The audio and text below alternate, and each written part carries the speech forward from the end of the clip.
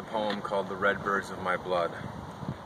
I overheard the trees talking to themselves, while wind slipped between their trunks, and the red birds of my blood swarmed through watery stars. This is what I heard.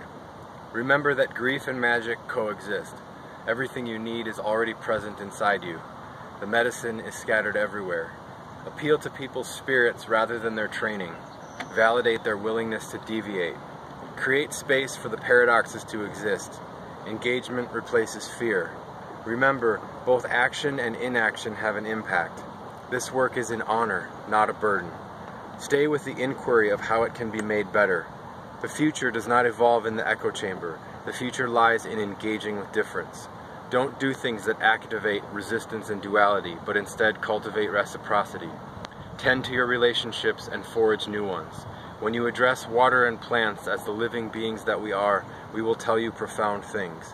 Your reality is only as vast as the diversity of the relationships you nurture. Don't personify the river. Riverify yourself. Restore your courage in the flash of its teeth. Name yourself after the land. Don't name the land after yourself. A heart the size of a match will burn out like one too. Always work in service of imagination. Sit close to the fire and keep it true. Do not retreat to your private life. The predictable stories are the ones lived in fear, while the stories with no clear endings or beginnings are lived in witness to love. Transaction and reciprocity are not the same. Get as close to the darkness as an owl. Consider that the answers you seek are not material, but rather spiritual, thus forever fluid. To best receive them, you must hollow yourself out so their messages can ring through you. Remember that conflict can be the work working. Resist using tame language to describe wild things.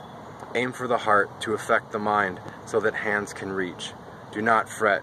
There is more water coming to join the river.